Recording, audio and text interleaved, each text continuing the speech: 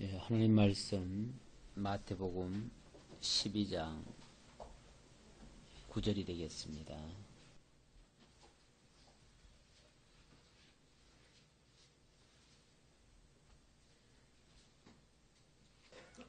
봉독해 드리겠습니다. 거기를 떠나 저희 회당에 들어가시니 한편 손마른 사람이 있는지라 사람들이 예수를 송사하려 하여 물어가로되 안식일에 병 고치는 것이 옳으니까? 예수께서 가라사대 너희 중에 어느 사람이 양 한 마리가 있어 안식일에 구덩이에 빠졌으면 붙잡아 내지 않겠느냐? 사람이 양보다 얼마나 더 귀하냐? 그러므로 안식일에 선을 행하는 것이 옳으니라 하시고 12절까지 봉독해 드렸습니다. 지난 주간에 예수께서 내가 안식일의 주인이다 이렇게 말씀을 하셨습니다. 그 말씀하신 대상은 바로 지도자들입니다. 특히 유대 종교 지도자들, 그들에게 문제가 참 많습니다. 그들은 율법의 선생이라고 자처하면서 율법을 가지고 백성들을 매우 어렵게 만들었습니다. 백성들에게 무거운 짐을 지우고 고통을 안겨다 주었습니다.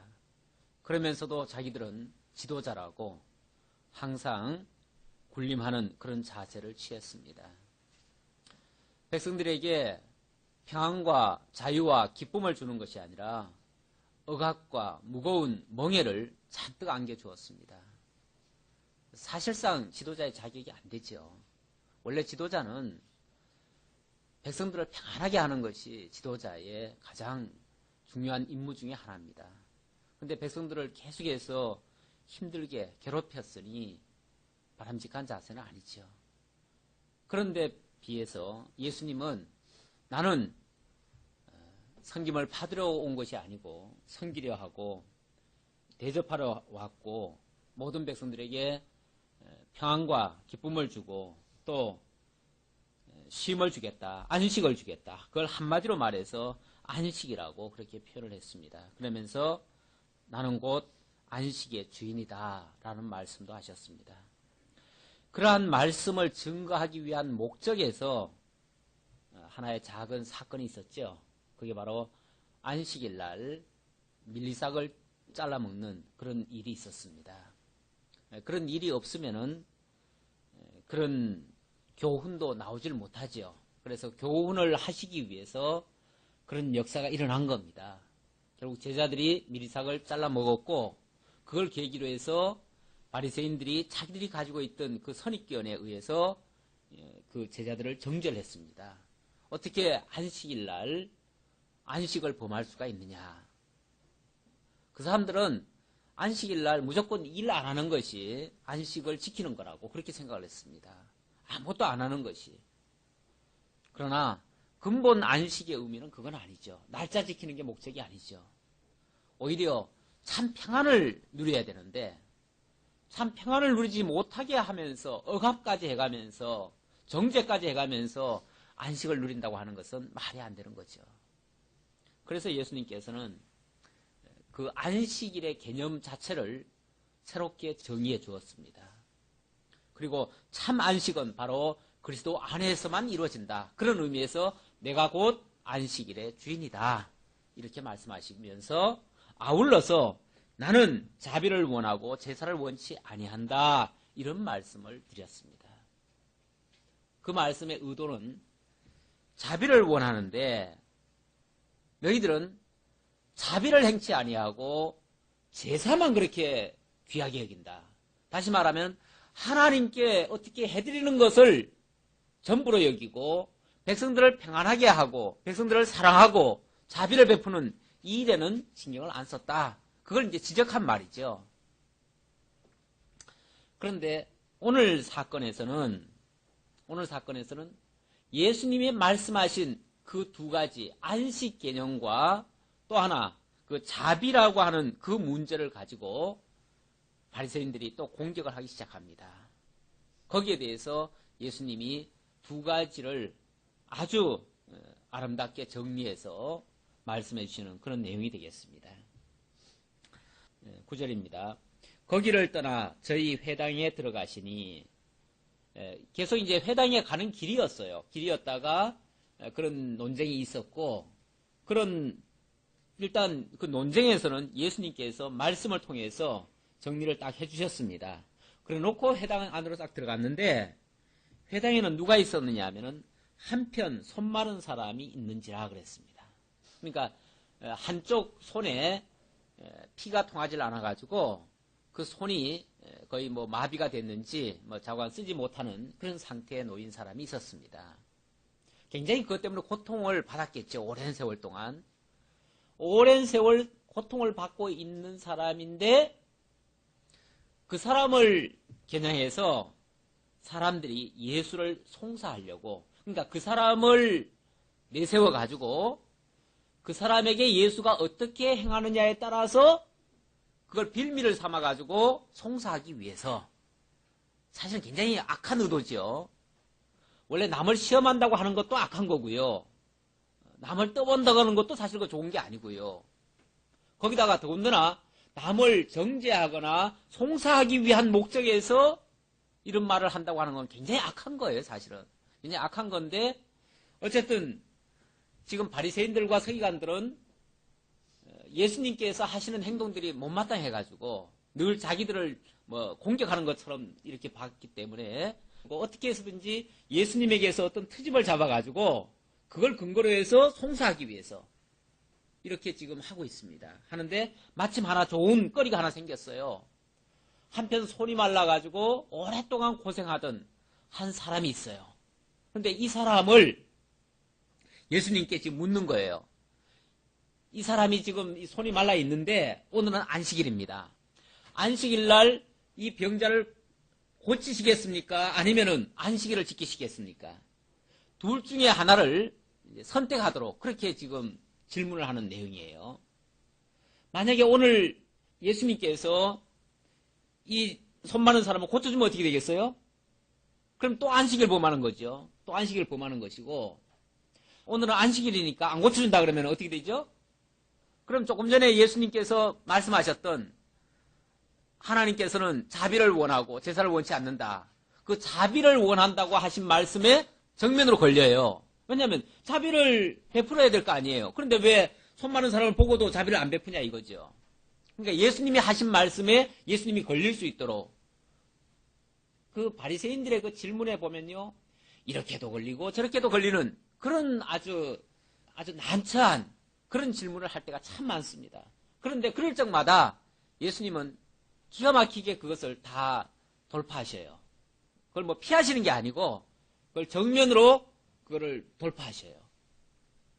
그렇게 해서 꼼짝을 못하도록 만들죠. 상대방으로 하여금.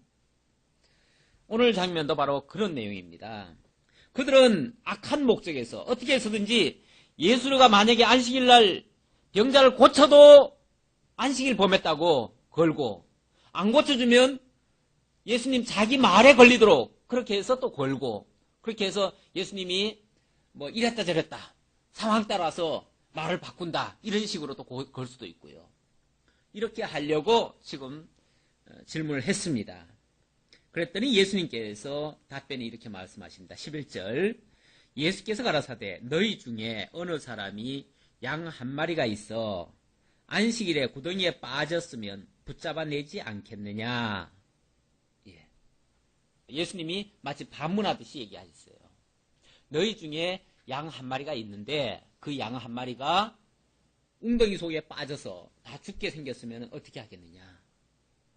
당연히 건져내야지요. 여기서 이제 그 유대인들의 특히 그 바리새인들의 유전을 우리가 좀 알 필요가 있습니다. 그 유전에 보면 이런 말이 있어요.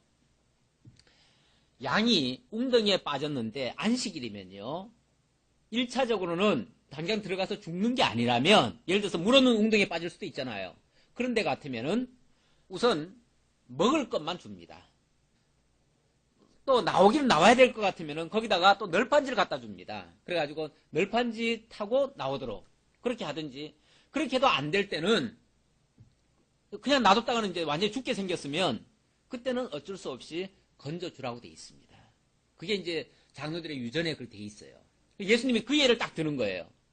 딱 들면서 너희도 너희 유전에만 봐도 안식일 날 양이 빠졌으면은 건져줘야 되는 거 아니냐. 그런데 하물며 사람의 생명이란 양의 생명보다 얼마나 더 귀하냐. 이 한마디 앞에 그들의 그 논리가 완전히 깨져버린 거죠. 사람이 양보다 얼마나 더 귀하냐. 그러므로 안식일에 선을 행하는 것이 옳으니라 하시고 이에 그 사람에게 이르시되 손을 내밀라 하시니 저가 내밀매 다른 손과 같이 회복되어 성하더라. 깨끗하게 그 자리에서 고쳐주셨어요. 그 자리에서 깨끗하게 고쳐주니까 그 장면을 보았던 많은 백성들은 그야말로 순수하게 메시아를 사모했던 그러한 백성들은 야, 이분이야말로 구약 성경에서 예언했던 그 메시아가 틀림없구나 해가지고 예수를 그리스도로 믿게 되어집니다. 그러나 이것 때문에 입장이 난처해진 이 바리새인들, 특히 여기서는 지도자들이니까 그 지도자들 입장에서는 어떻게 했어요? 자기들의 체면도 말이 아니고 번번이 말에서도 지고 자기 논리에서도 지고 모든 면에서 지금 지잖아요. 그런데다가 또 자기들을 겨냥해서 예수님이 마치 정죄하듯이 그렇게 얘기를 하시니까 아주 막 미워 죽겠는 거예요. 저 예수가 없어야 자기들이 소신껏 가르치고 또 하겠는데 예수 때문에 자기들의 쉽게 말하면 지도력이 맥히질 않아요. 그러니까 그들이 고민을 하면서 밖으로 나가가지고 어떻게 하면 저 예수를 처치할까, 제거할까 이런 이제 궁리를 하게 되어집니다. 14절입니다. 바리새인들이 나가서 어떻게 하여 예수를 죽일고 의논하거늘. 네. 예수가 옳다 그러다가 아니에요. 그런 차원이 아니에요. 그런 차원이 아니고 저 예수 때문에 쉽게 말하면은 지도자 노릇 못 해먹겠다 이거죠. 자기들이 할 일을 못하겠다 이거죠. 그동안 자기들이 선생 노릇을 했잖아요. 지도자 노릇을 했고 백성들에게 대접받아가면서 그렇게 해왔는데 예수 때문에 완전히 망신거리예요. 자기네들의 말이 전혀 예수님 때문에 안 맥혀 들어가고 있어요. 그러니 저 예수를 놔두고는 자기들이 도저히 안 되겠다. 저 예수를 없애버려야 되겠다. 사람들이 이해관계 앞에서는 약합니다. 자기들이 손해본다고 생각하면 그것이 정이고 뭐고 간에 대적하는 자리에까지 갑니다. 바리새인들도 마찬가지입니다. 예수님이 하시는 말씀이 다 옳죠. 다 옳고 맞다면 자기들이 무릎을 꿇었어야 되는데 자기들이 무릎 꿇을 생각은 조금도 하지 않습니다. 예수께서 아시고 거기를 떠나가시니 사람이 많이 쫓는지라. 일단 예수님을 바르게 깨달은 사람들은 많이 쫓을 것이고 그렇지 않은 사람들은 예수를 귀에만 엿봐가지고 죽이려고 하고 그렇게 하고 있죠. 예수님이 가시는 곳마다 사람들이 이렇게 나뉘는 그런 현상이 일어납니다. 예수께서 저희 병을 다 고치시고 자기를 나타내지 말라 경계하셨으니 자 그런데 예수님께서 좀 특이한 방법이 또 나옵니다. 항상 병자들을 만나면 병자들 다 고쳐주셨어요. 그런데 고쳐주시고는 그것을 아무에게도 알리지 말라. 이미 몇 번 나왔던 얘기인데 왜 그렇게 하셨는가? 그 이유를 이렇게 밝히고 있습니다. 17절 이는 선지자 이사야로 말씀하신 바 보라 나의 택한 종 곧 내 마음에 기뻐하는 바 나의 사랑하는 자로다. 택한 종 하나님께서 보내시기로 약속한 그 종 바로 메시아를 두고 하는 말입니다. 그 메시아를 보내시는데 내가 내 성령을 줄 터이니 그가 심판을 이방에 알게 하리라. 그가 다투지도 아니하며 들레지도 아니하리니 아무도 길에서 그 소리를 듣지 못하리라. 그 메시아가 오셔서 사람들과 다투지 아니하고 들레지도 아니하고 그러니까 들려지도록 하지 않는다 그 말이죠. 그러니까 소리를 내가지고 다른 사람들이 알아듣지 못하도록 숨긴다 그 말이죠. 메시아가 오시긴 오셨는데 그 메시아가 하시는 일을 사람들이 모르도록, 그래야 모든 사람이 예수를 깨닫고 예수께로 돌아오는 일이 없도록 그렇게 하기 위해서. 그 말은 이제 반대로 말하면은 하나님의 택한 백성들만 구원하고 그렇지 않은 자들은 듣지 못하고 깨닫지 못하도록 하기 위해서, 그래서 예수님께서 그렇게 떠벌리지 않도록 한다 그 말이죠. 언제까지 그렇게 하는가? 상한 갈대를 꺾지 아니하며 꺼져가는 심지를 끄지 아니하기를. 이렇게 연약한 가운데서 곧 꺼질 듯 꺼질 듯, 곧 죽을 듯 죽을 듯, 그렇게 연약한 가운데서 언제까지 그렇게 내버려 두시느냐 그 말인데, 바로 심판하여 이길 때까지 하리니. 심판하여 이길 때까지. 예수님이 이 땅에 오셨을 때도 굉장히 연약한 모습으로 오셨습니다. 그리고 공생의 기간 동안에도 매번 그 강한 자들, 지도자들 앞에서는 굉장히 약한 모습으로 그렇게 보이셨습니다. 핍박받는 모습으로 보였습니다. 마치 상한 갈대와 꺼져가는 심지처럼 그렇게 연약한 모습으로 보였는데, 언제까지 그렇게 했느냐 하면 장차 심판하여 이길 때까지. 이것은 예수님이 그렇게 연약한 모습으로 오셨고 또 그렇게 핍박을 받으셨고 마침내는 십자가에 못 박혀 죽기까지 하시는데, 그렇게 해서 끝나는 것이 아니라, 그렇게 해서 꺾이고 무너지는 것이 아니라 오히려 다시 부활하시고, 그래서 악한 자들을 심판하여 이길 때까지 그렇게 하실 것이다. 그렇게 되어지면 또한 이방들이 그 이름을 바라리라 함을 이루려 하심이니라. 이것이 이제 이사야 선지자가 예언했던 내용인데, 그렇게 예수가 연약한 모습으로 오셔서 그렇게 핍박을 받으시고 십자가에 못 박혀 죽으시고, 여기 십자가 얘기는 없지만은 그렇게 꺼질 듯 하다는 것이 그런 뜻입니다. 그렇게 하시다가 마침내 승리하게 되어지면 그게 바로 부활입니다. 부활로 승리하게 되어지면 그 역사가 복음으로 해서 이방에까지 전달이 되어집니다. 예수님께서 십자가에 못 박혀 죽으시고 부활하신 그 역사들이 온 세계에 전파되어져서 마침내 이방 사람들까지도 그 이름을 바라게 되어진다. 그 이름을 바라고 믿고 그래서 구원을 얻게 되어진다. 그 말입니다. 그게 이제 승리가 되어지는 거죠. 그러니까 사실은 상한 갈대가 아니죠. 예수는 상한 갈대가 아니고 꺼져가는 등불이 아니죠. 굉장히 강렬한 참빛이시고 강렬한 반성이시고 그러신 분이신데, 이 땅에서는 그렇게 연약한 모습으로 오셨습니다. 그리고 그렇게 당하셨습니다. 그러나 그의 실체는 심판하여 이기시는 그런 분이셨고, 모든 이방을 다 구원하기에 넉넉하신 그런 능력자였습니다. 바로 이렇게 되어질 것이라고 이사야 선지자가 예언했는데 그 예언대로 되어졌다. 그것을 이루려고 이렇게 하시는 것이다.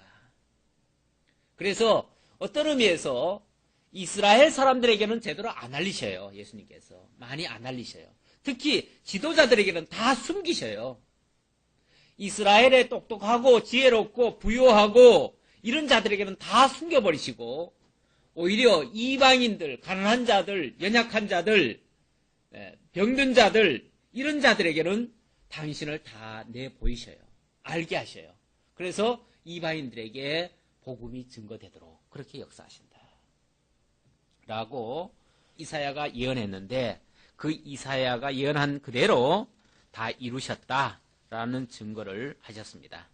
자, 이제 22절부터 이번에는 귀신을 쫓아내시면서 하나님의 나라가 임하셨음을 증거해 주는 그런 내용이 되겠습니다. 그때 귀신 들려 눈멀고 벙어리 된 자를 데리고 왔거늘. 어떤 사람이 귀신 들리고 눈멀고 벙어리 된 자, 아주 극심한 환자죠. 그런 환자를 데려왔어요. 예수께서 그렇게 엄청난 그런 환자를 예수님께서 깨끗이 고쳐주셨어요. 그러니까 그 벙어리가 말하며 보게 된지라. 무리가 다 놀라가로되 이는 다윗의 자손이 아니냐 하니. 원래 이렇게 한꺼번에 귀신도 들리고 눈도 멀고 벙어리도 되고 이런 환자는 없어요. 일반적으로는 없는데 아주 특별한 이런 환자를 예수님께 데려와가지고 예수님의 그 능력을 보이신 거죠. 그렇게 보여주고 나니까 바리새인들은 어차피 그들은 예수를 지금 따라다녀도 예수를 보기 위해서 오는 것도 아니고 예수를 믿고 따르기 위해서 지금 예수님께 온 게 아니잖아요. 그들은 그 악한 생각을 가지고 어떻게 하면 예수에게 꼬투리가 있을까, 허물이 있을까, 그거 잡아가지고 송사해서 법적으로, 합법적으로 예수를 제거하기 위한 그런 악한 목적에서 지금 예수를 따르고 다녀요. 그러니 예수께서 하시는 일거수일투족이 그들의 눈에 좋게 보이겠어요? 좋게 보일 리가 없죠. 예수님이 선하면 선할수록 더 악하게 대응하죠. 그러니까 지금 예수님께서 하신 일이야말로 엄청난 일인데 그 엄청난 것을 어떻게 지금 평가를 하냐면 24절에 보니까 바리새인들은 듣고 가로되 이가 귀신의 왕 바알세불을 힘입지 않고는 귀신을 쫓아내지 못하느니라 하거늘. 이거는 귀신의 장난이야. 그것도 보통 귀신 가지고는 안 된다. 귀신도 들렸지요. 벙어리도 되었지요. 눈까지 멀었잖아요. 그런 자를 고칠 정도면은 이거는 보통 귀신 가지고는 안 된다. 그래서 귀신의 왕 바알세불, 귀신 대장 바알세불을 힘입어서 된 것이다. 라고 그렇게 아주 악평을 했어요. 폄훼를 해버렸어요. 예수님께서 그들의 이런 생각을 모르시겠어요? 그들이 물론 말로 했다기보다는 그들 속에 그런 생각을 가지고 있는 거죠. 그리고 자기들끼리 얘기했겠죠. 그런데 예수님께서는 벌써 그들의 마음속을 다 아시잖아요. 아시니까 그들의 생각을 아시고 가라사대 스스로 분쟁하는 나라마다 황폐하여 질 것이요 스스로 분쟁하는 동리나 집마다 서지 못하리라. 이건 예를 들은 겁니다.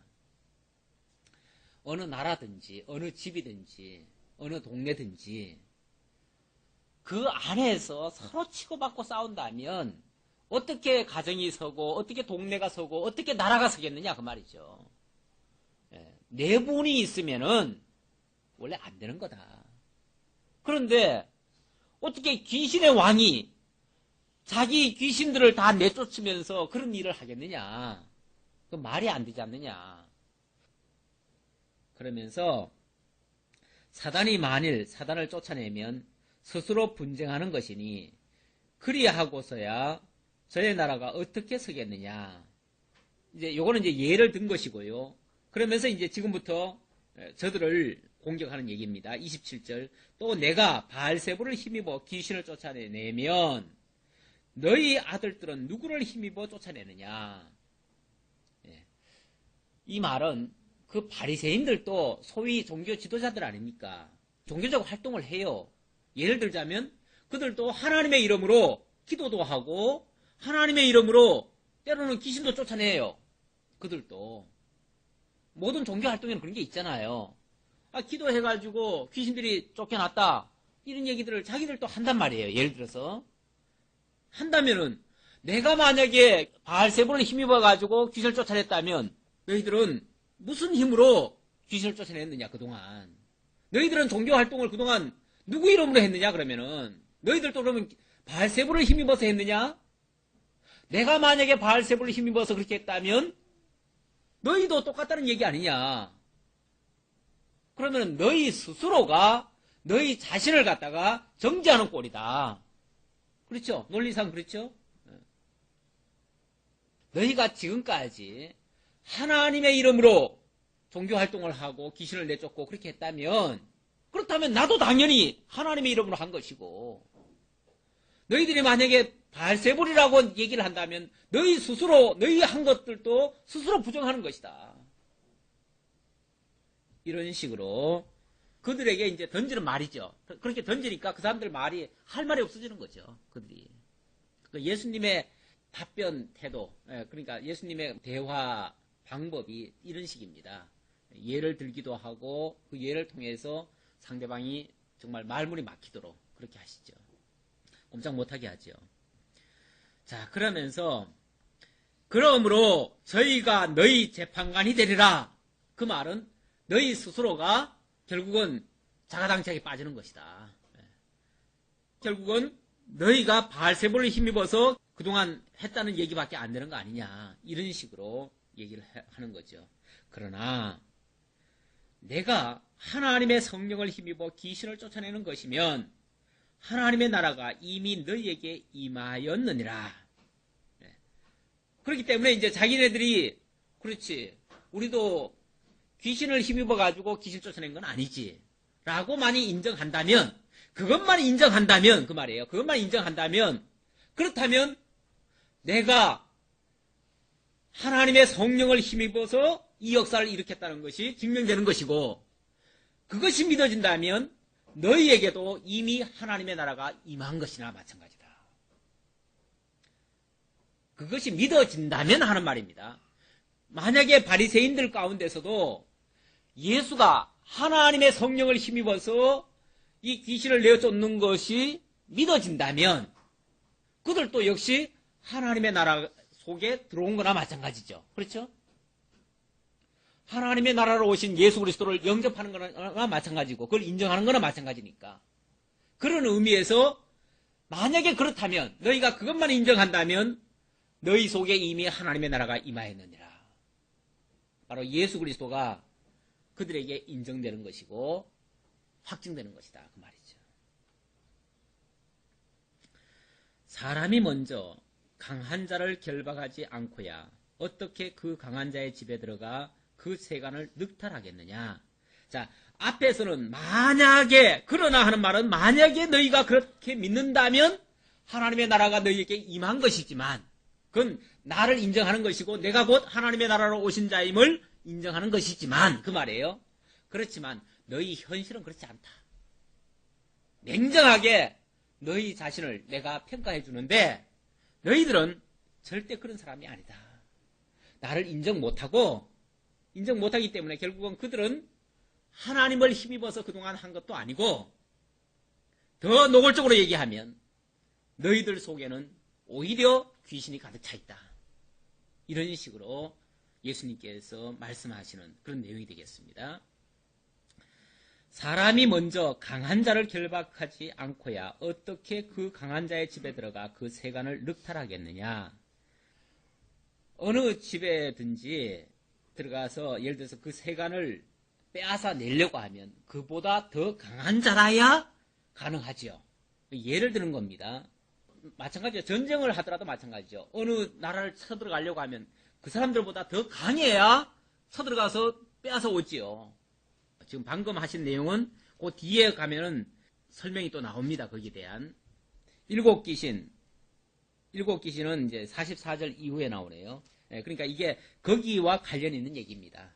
나중에 너희 속에는 아주 강한 일곱 귀신이 들어가 있다. 이런 식으로 얘기하려고 이 말을 꺼낸 겁니다. 꺼낸 건데 일단 너희가 나를 대적하고 나와 함께하지 않는다는 것을 강조하기 위해서 이 말을 하는 겁니다. 나와 함께 아니하는 자는 나를 반대하는 자요. 나와 함께 모으지 아니하는 자는 해치는 자니라. 지금 예수님은 하나님이 보내신 메시아로서 이 땅에 오셨습니다. 그리고 거기에 지도자들은 현재 지금 대화하고 있는 그 지도자들은 그들도 역시 하나님의 이름으로 하나님을 증거한다고 지금 하고 있는 자들입니다. 그런데 예수와는 함께하지 못해요. 예수와는 달라요. 길이 달라요. 그렇죠? 그럼 어떻게 된 거예요? 똑같이 하나님의 나라를 이야기하고 하나님을 소개하는데 예수와 달라요. 지도자들이. 그렇다면 그러면 같은 길을 가는 사람이에요? 다른 길을 가는 사람들이에요? 당연히 다른 길을 가는 거죠.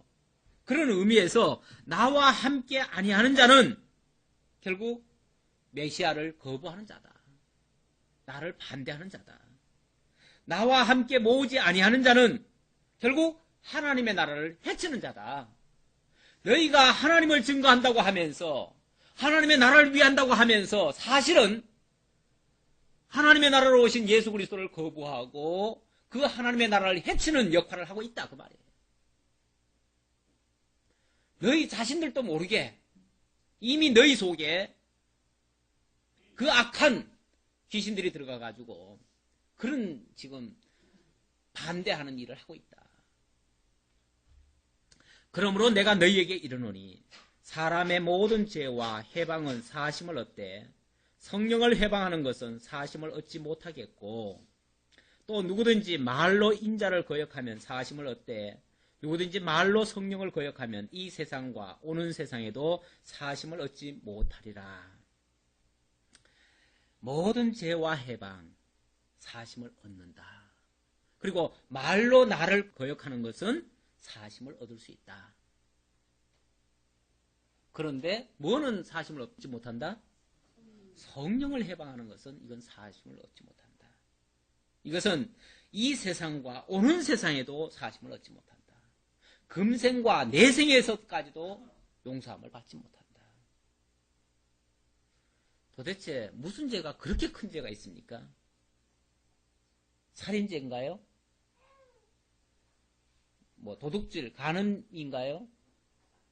여기 보니까 모든 죄와 사람의 모든 죄와 해방은 사심을 얻을 수 있다 그랬어요. 심지어 예수를 말로 거역하는 것까지도 사심을 얻을 수 있다고 그랬어요. 왜냐면 그거는 회개하고 돌아서면 되니까. 예수 모를 때야 우리 다 욕하던 사람들 아니에요? 우리 과거에 예수 믿던 사람들이 아닙니다. 우리는 원래 우리 근본이 어디 사람들입니까? 이방인이에요. 그리스도 밖에 있었던 사람들이에요. 하나님의 약속과는 거리가 멀었던 사람들이에요. 그런 우리들 다 하나님 욕하고 다 거역하고 살던 사람들인데 그런데 지금 예수를 믿게 됐잖아요. 그리고 이제 하나님의 자녀가 됐잖아요. 얼마나 큰 우리는 복된 사람이 됐는지 몰라요. 그러니까 세상에서 온갖 짓을 다 하던 사람들도 결국 예수 안에서 그리스도를 영접함으로써 구원받을 길이 있어요. 그런데 문제는 구원 얻지 못하는 게 하나 있어요. 그거는 뭐냐면 성령을 해방하는 거. 성령 해방하는 게 뭐예요?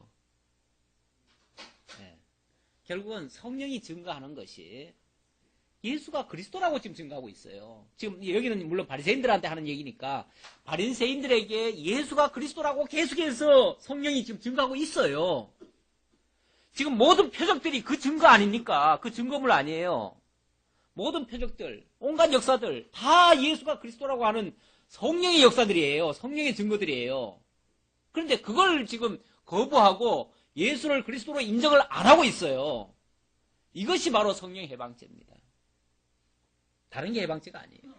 그러니까 죄 중에 가장 큰 죄는 예수를 그리스도로 인정하지 않는 거, 예수를 믿지 않는 거, 그게 가장 큰 죄예요. 도둑질, 살인 이런 것들은 물론 그것도 죄는 죄지만 그거는 다 도덕적인 죄에 불과하고 그것은 얼마든지 다 용서받을 수 있는 죄예요. 그거는 다 용서받을 수 있어요. 그런데 성령께서 예수가 그리스도라고 증거하는데도 불구하고 그것을 끝까지 거부하는 것은 이거는 어디 가서도 용서받을 길이 없어요. 왜냐하면 오로지 구원의 경로가 예수밖에 없기 때문에 하나님이 한 종 바로 예수 그리스도를 보내셔가지고 그를 통해서 하나님께로 나오게 하는 유일한 길을 만드셨기 때문에 그래서 예수님이 뭐라고 그래요? 내가 곧 길이요 진리요 생명이라 나를 통하지 않고는 나를 말미암지 않고는 아버지께로 갈 자가 없느니라. 아버지 예수 그리스도가 유일한 길인데 그 길을 이탈해가지고 어디로 아버지께로 갈 수가 있어요? 그런 자는 구원의 방법이 없어요. 유일한 방법은 예수밖에 없어요. 자, 그래서 이 말씀을 하시고요. 그런데 이 바리새인들은 참 안타깝게도 바로 이 성령 해방죄에 걸린 사람들이에요. 쉽게 말하면. 참 안타깝잖아요. 그들도 하나님을 위해서 지금 일하고 있는데, 하나님을 위해서 일하고 있는데 놀라운 것은 그리스도를 거부하고 있다는 사실이에요. 하나님의 이름으로 그들도 병자도 고치고, 하나님의 이름으로 그들도 하나님 앞에 제사도 드리고 온갖 거 다 해요. 다 하는데 그리스도를 거부한다고 말이에요. 그리스도를 거부하는 것이 그래서 죄 중에 가장 큰 죄고, 이거는 도대체 용서받을 수 없는 그런 죄가 되는 겁니다. 그런데 바로 바리새인들이 그렇다는 얘기고, 그들을 비유적으로 말하자면 이렇게 말할 수 있다. 33절부터 하시는 말씀입니다. 나무도 좋고 실과도 좋다 하든지, 나무도 좋지 않고 실과도 좋지 않다 하든지 하라. 나무는 좋은데 참 실과가 안 좋다. 실과는 좋은데 나무가 참 안 좋다. 이렇게는 말할 수 없지 않느냐고 말이죠. 나무가 좋다면 실과도 좋은 것이고, 실과가 좋다면 나무도 참 좋은 나무다. 이렇게 말할 수 있다는 거죠. 예를 들어서 뭐 포도나무에서 엉겅퀴가 나오거나 그럴 수는 없잖아요. 그런 예를 지금 드는 겁니다. 그 실과로 나무를 아느니라. 독사의 자식들아. 바리새인들을 향해서 독사의 자식들아. 아마 도덕적으로 생각해보면 바리새인들은 점잖게 얘기했을 거예요. 예수님을 갖다가 그렇게 뭐 모욕감을 줘가면서 막 욕설을 해가면서 이렇게까지는 하지 않았을 것 같아요. 왜냐하면 그런 표현들이 별로 없어요. 없는데 예수님의 입에서는 지금 사실은 이 바리새인들 향해서 막 독사의 자식들아 이런 표현까지 쓰거든요. 조금 있으면 더 거친 말도 나옵니다. 그러니까 얼른 생각해보면 그냥 도덕적인, 그러니까 이 세상의 어떤 윤리 개념으로 봐서는 오히려 예수님이 더 안 좋게 보일 수도 있어요. 그것 때문에 사람들이 많이 예수님을 떠나는 그런 모습도 보입니다. 자, 독사의 자식들아, 너희는 악하니 어떻게 선한 말을 할 수 있느냐. 이 말이라고 하는 것은 생각에서 나오는 것이고, 생각은 그 사상에서 나오는 건데, 근본이 악하다면 그 말까지도 악하게 나올 수 있다. 이 독사의 자식들은 사실은 욕이라고 생각하면 안 돼요. 있는 그대로를 얘기한 거예요. 그렇죠. 독사가 곧 사단을 얘기하는 거니까 결국 사단의 자식들이라는 얘기죠. 지금 이 바리새인들은 사단에게 완전히 지금 포로된 자들로 지금 예수님은 평가를 하는 거예요. 그 사람들은 그렇게 인정 안 하죠. 자기들이야 하나님의 종이라고 생각하는데 지금 예수님은 그들을 향해서 독사의 자식들이라고, 완전히 사단에게 종로로 타는 자들이라고 그렇게 지금 평가를 하고 있어요.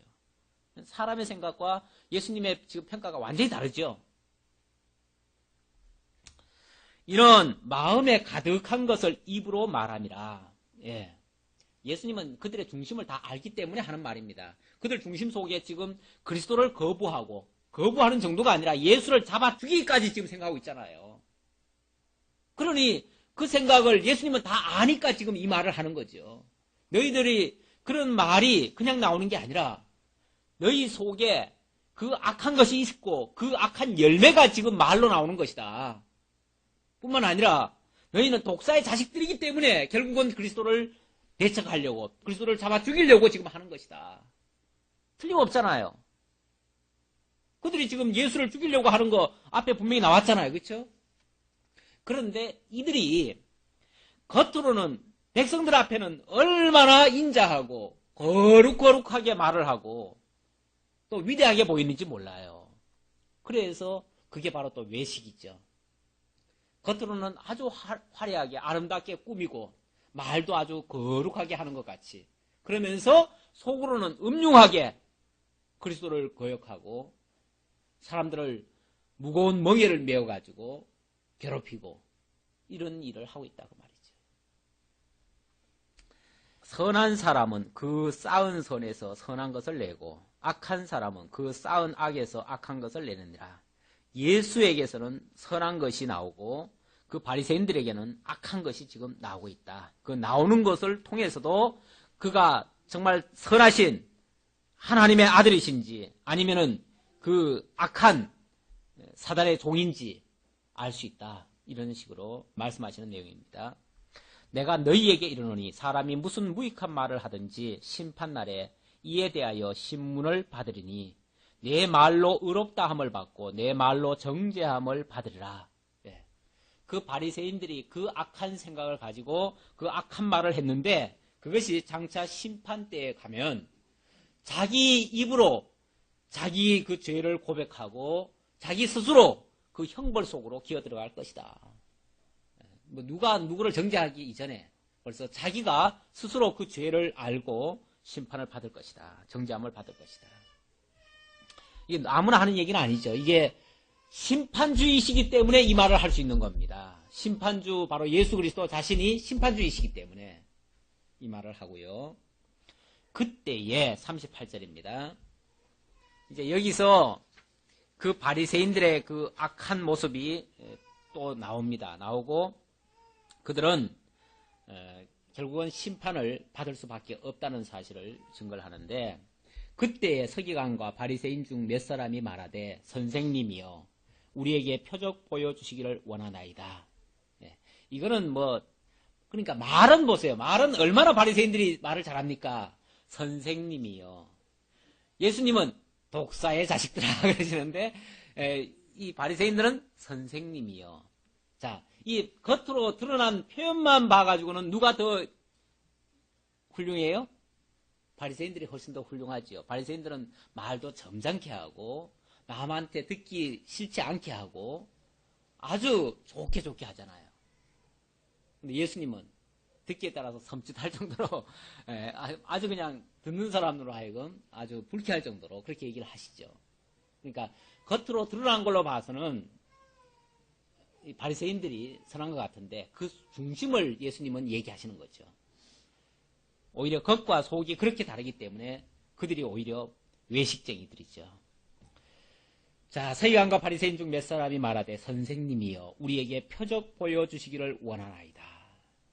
예수님이 자기들을 가리켜서 독사의 자식들이라고 하고 또 당신이 그리스도라고 지금 증거를 하고 막 이러니까 당신이 진짜 하나님의 아들로 오신 천국으로 오신 그 메시아라면 거기에 합당한 어떤 표적을 증거물로 제시해 달라 그 말이죠.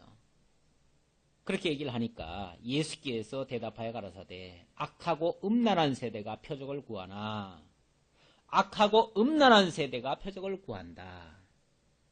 너희가 지금 표적 구하는 거 보니까 너희가 악하고 음란한 세대임을 스스로 증거하는 것이다.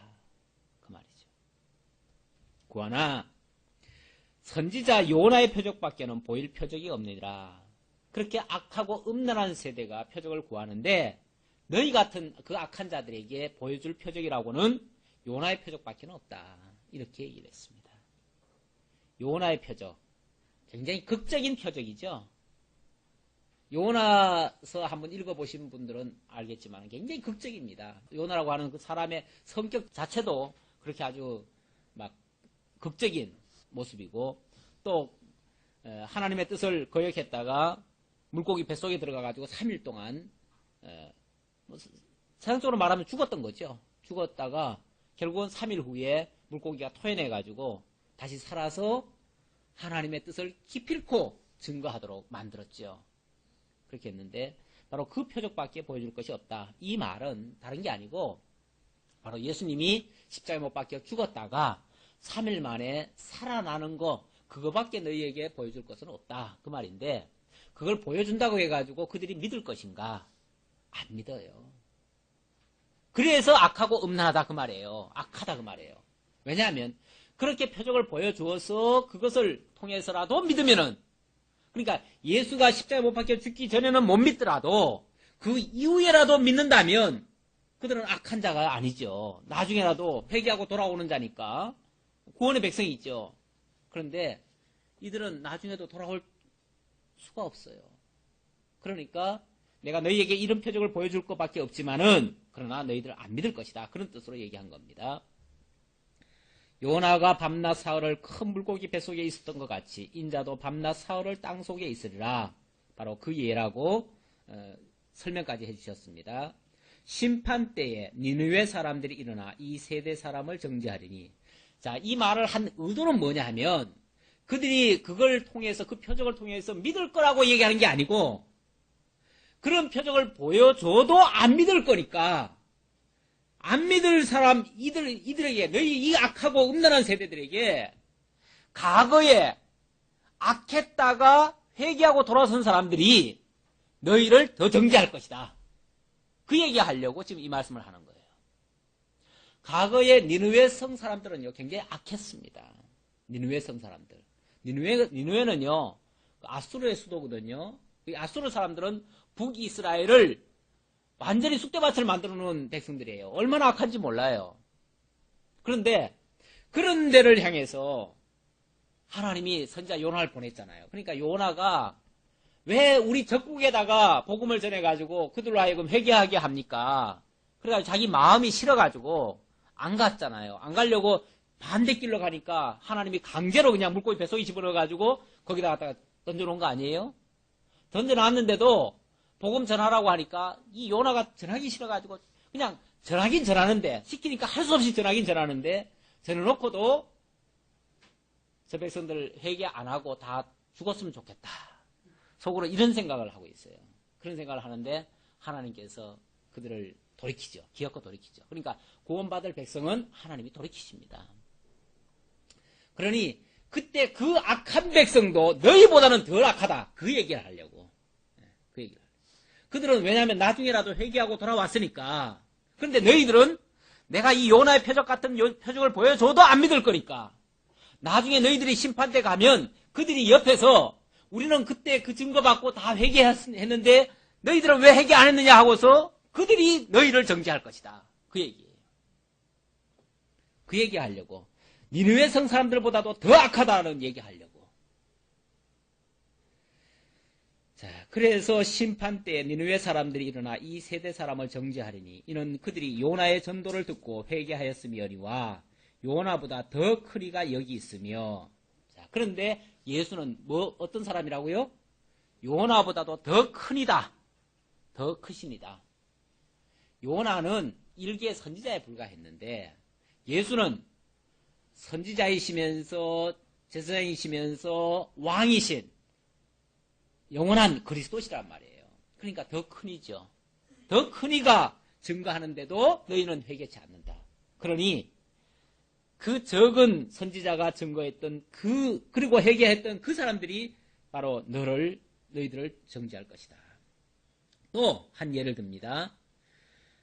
심판 때에 남방 여왕이 일어나 이 세대 사람을 정죄하리니 이는 그가 솔로몬의 지혜로운 말을 들으려고 땅 끝에서 왔음이오니와 솔로몬보다 더 큰 이가 여기 있느니라. 예. 또 한 예는 스바 여왕. 스바 여왕은 서남 아시아 지역에 제일 아래 지역에 지금으로 말하면 예멘 그쪽 지역입니다. 얼마 전에 우리나라 사람들 거기 가서 몇 사람 죽었죠.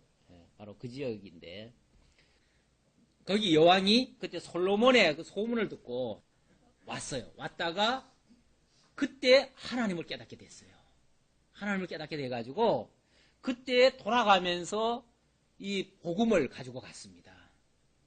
그래가지고 지금도 그쪽 지역에는요 기독교 유적들이 많다고 그래요. 그리고 거기에 아프리카 사람들, 그러니까 검둥이들이죠. 그 검둥이들이 그들이 여호와를 믿었어요. 그 소수민족 가운데 그 족속들이 믿어가지고 1948년도에 이스라엘 해방됐잖아요. 그 이후에 선교사가 거기 가서 복음 전하려고 갔더니 거기 사람들이 여호와를 믿고 있는 거예요. 깜짝 놀래가지고 어떻게 된 거냐 그랬더니 우리 조상은 아브라함이라 그러고 그리고 우리 아버지는 솔로몬이라 그러고 그렇게 얘기하더래요. 그러니까 스바 여왕이 복음을 전해준 자들이죠. 그 자녀들이죠. 그 자녀들이 거기서 하나님을 믿고 있더래요. 물론 예수는 잘 모르지만은. 그래가지고 이스라엘 사람들이 거기 가가지고 그 사람들을 다 구출해냈잖아요. 그 구출해낸 그 역사가 있습니다. 실제로 있었던 사건입니다.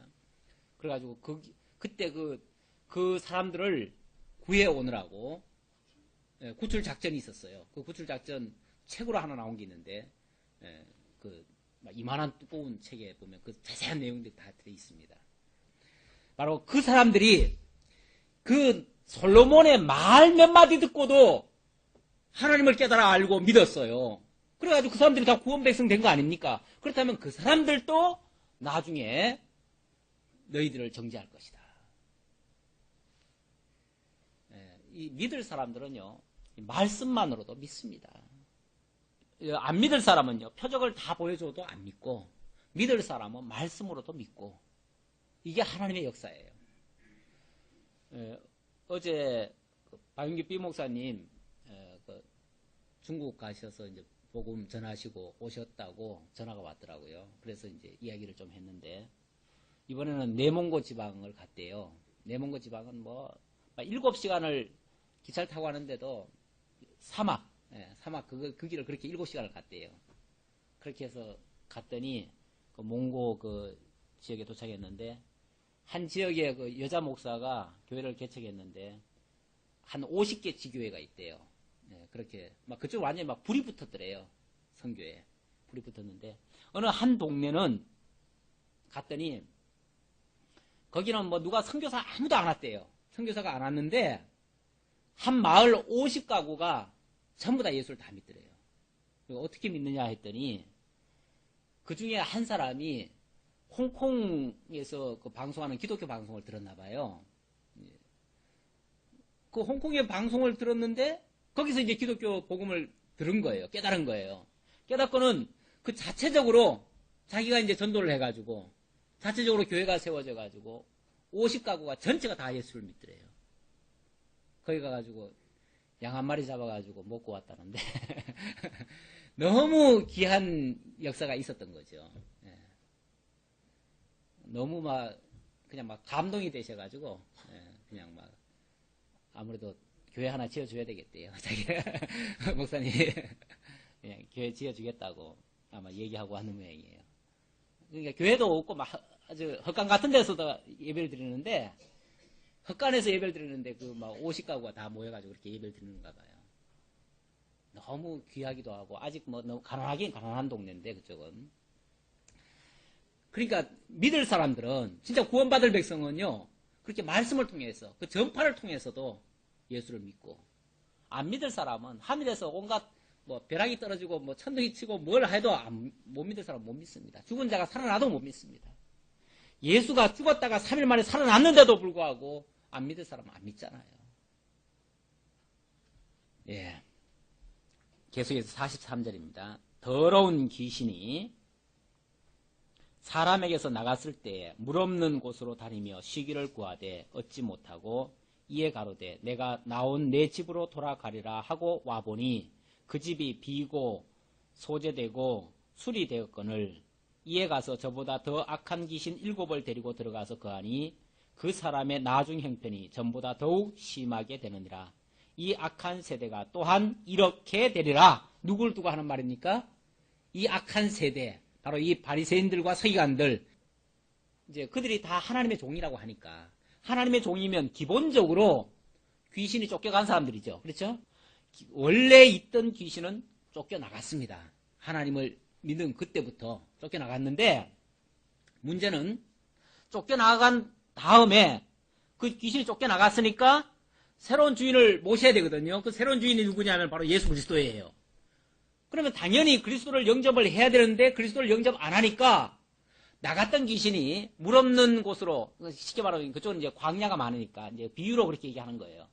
귀신이 광야로 돌아다니다가 보니까 괴롭잖아요. 그러니까 내가 옛날에 살던 데 다시 들어가야 되겠다.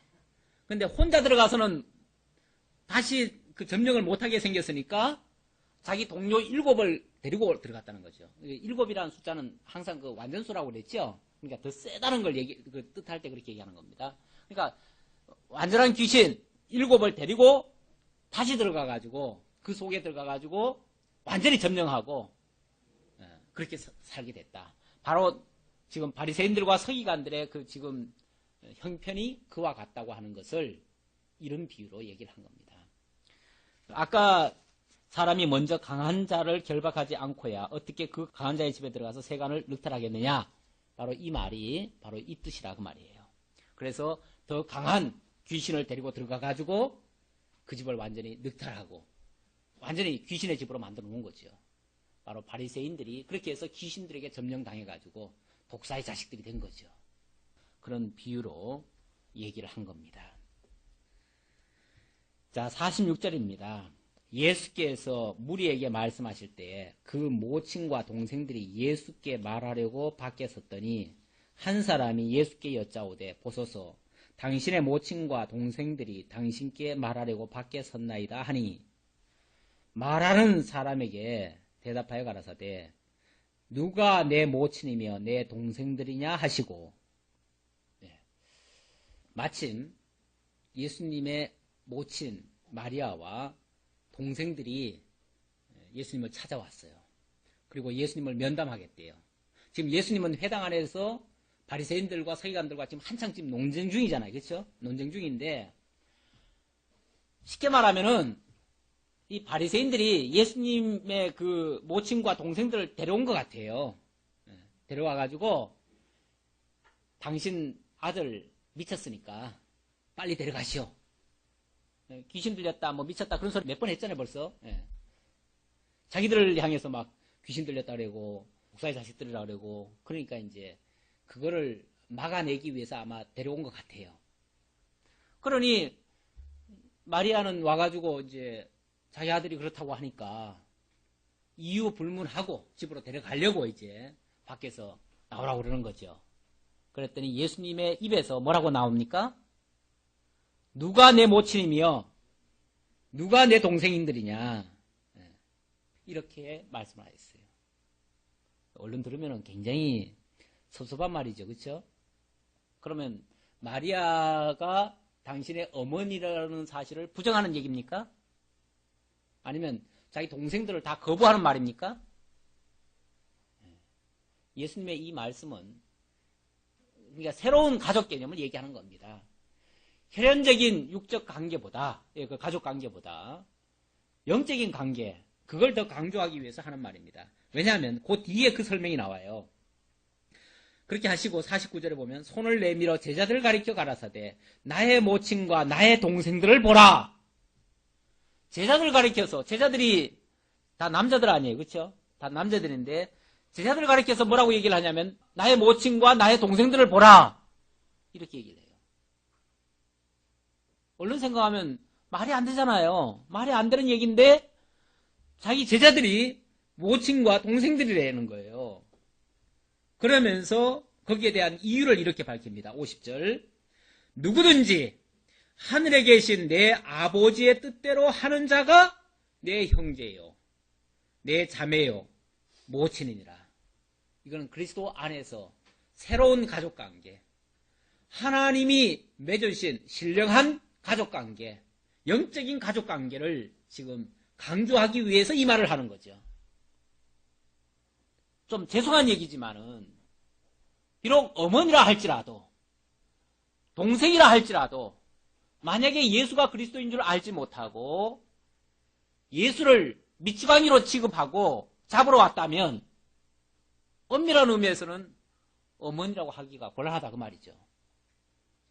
물론 육적인 관계에서야 어머니가 맞지요. 여자의 후손으로 왔으니까 틀림없이 맞기는 맞는데 그러나 영적인 관계에서는 아버지의 뜻대로 행하는 자라야 형제고 자매고 가족이고 그런 관계인데 전혀 뭐 하나님의 뜻대로 하지 않고 예를 들어서 예수가 하는 일을 방해하려고 하고 거부하려고 하고 대적하려고 한다면은 그건 사단이죠. 예수님이 베드로 보고도 뭐라 그랬어요? 베드로가 예수님이 하려고 하는 십자가 지려고 하는 일을 못하게 하니까 예수님 죽지 마십시오. 왜 죽으려고 합니까? 막으니까 뭐라 그래요? 이 사탄아 물러가라. 내 뒤로 물러가라. 제자라 할지라도 예수님의 일을 방해하는 자라면은 사탄이에요. 사탄의 일을 하는 거예요. 제자가 사탄이라는 얘기가 아니라. 그러니까 마리아나 그 동생들이 처음에는 예수를 잘 이해를 못했습니다. 초기에는 이해를 못해가지고요.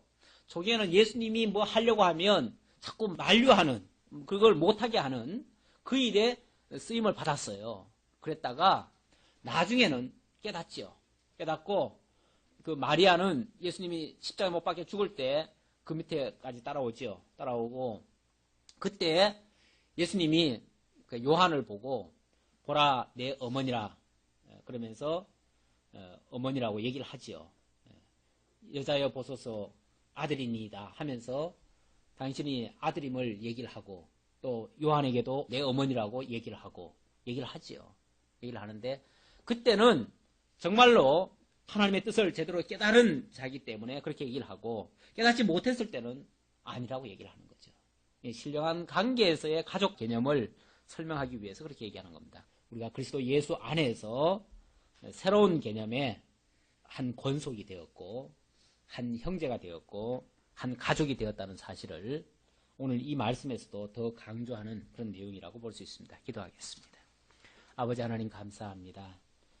오늘도 이 마태복음을 통해서 예수가 그리스도 되심을 여러 가지 증거를 통해서 보여주셨습니다. 하나님의 택한 백성들은 예수님의 말씀을 통해서도 예수님의 표적을 통해서도 예수가 그리스도이심을 더욱더 확증하고 믿어져서 예수를 통해서 구원을 받게 되어지지만 그러나 불택자들은 표적을 보고도 믿지를 못하고 결국은 성령이 증거하는 그리스도를 거부함으로써 성령 회방죄에 들어가게 된다 하였습니다. 사단에게 종로로 타는 자들, 귀신이 들린 자들, 정말 하나님을 제대로 깨닫지 못하기 때문에 아무리 지도자 역할을 한다 할지라도 그들은 결국은 악하게 쓰임받고 버리움당하는 그런 상황까지도 가게 된다는 사실을 깨달았습니다. 정말 우리가 비록 작지만은 그러나 예수가 그리스도이심을 바르게 알고 바른 신앙을 가지고 살아갈 수 있는 그리고 그리스도 안에서 정말 모든 성도들이 한 가족임을 다시 한번 기억하고 서로 사랑하며 살아갈 수 있는 저희 모두가 되게 하옵소서. 예수님의 이름으로 기도하옵나이다. 아멘.